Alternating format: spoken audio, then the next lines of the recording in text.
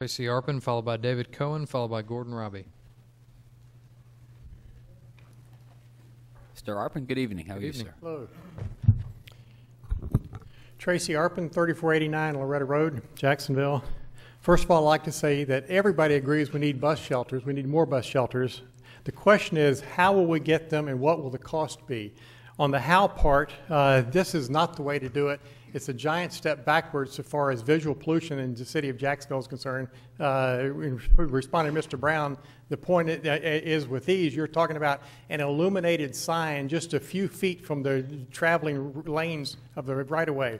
That is not like the signage on Beach Boulevard that was referred to by Mr. Blaylock.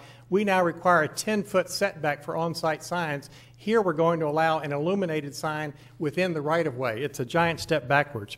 On the cost part, I'm concerned, as somebody who's been involved in handling lawsuits regarding sign issues for almost 2 decades now, that the cost could very well be the undoing of the city of Jacksonville's ban on billboards that has been in place since 1987.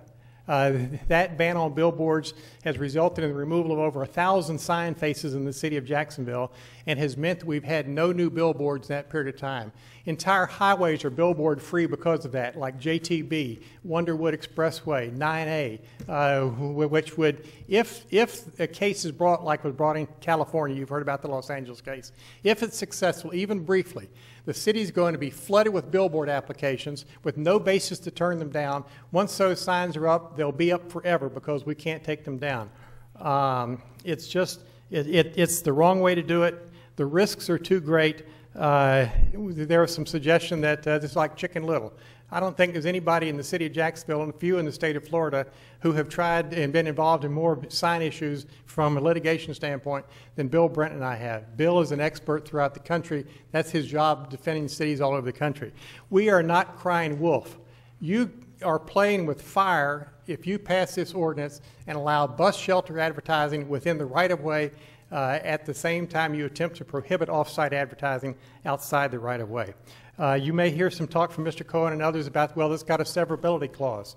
Severability clauses are not fail-safe. I drafted the one that's in this bill, in fact, and I can't guarantee its success.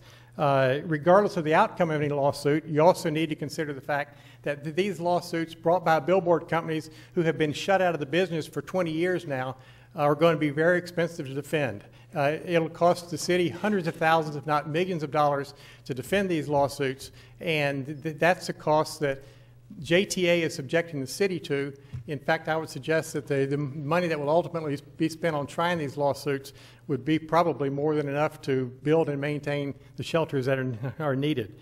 JTA has a responsibility to provide bus shelters. They've done a good job on doing that. They need to continue their efforts and be more aggressive and creative in finding other funding sources. Thank you. Thank you, Mr. Arpen. Mr. Crescent-Benny has a question for you, sir. Thank you, Mr. Vice President. Through the chair to Mr. Arpen. Mr. Arpen, were you on the city's general counsel staff when the charter amendment kicked in '92? No, at that time I was in private practice. Actually, I filed the first brief on the appeal in that case on behalf of Cap Signs. In the meantime, Chuck Arnold hired me to come to work for the general counsel's office, in part to handle sign cases. And from that point on, I handled the litigation on behalf of the city up to and including arguing the case before the Florida Supreme Court. Do you have any recollection of what the city's legal costs were just to settle some of those challenges that were brought in following the 1987 billboard? No, I don't, because that was before Rick Mullaney became general counsel and before he began keeping detailed billing on that. I would say, though, for comparison purposes, I believe that that if you use the Cecil Field lawsuit for comparison, that was a case that was tried and done with in a couple of months. You'd have to go back and check with the general counsel's office, but I know for sure there's been some talk about JTA indemnifying the city up to $200,000. My best recollection is that the Cecil Field litigation, which lasted about 2 months, probably cost twice that, and by comparison, the Los Angeles case has gone on for 6 years now. Thank you, sir. Mr. Yarborough. Thank you, Mr. President. Mr. Arpen, just briefly, you mentioned that if the council were to pass this, then we might see billboards pop up all over 9A, Butler, and Wonderwood. Given that those are state roads, how would that how would that happen since we're talking about city publicly owned right-of-ways? Well, what's happened in places where there's been a successful challenge to a sign ordinance, which resulted in it being struck down even temporarily, is the billboard companies are standing by with permit applications to bring in until the city, unless and until they could reenact the ban on billboards. There's no law in the books to prevent a billboard from being built on any street. And so far as the billboards being put up and what happens to them on state roads, actually, since the billboard referendum passed, the law has gotten worse. At that time, we could use amortization to require the billboards to come down on non-federal aid primary highways. That's how we got 1,000 billboard faces down.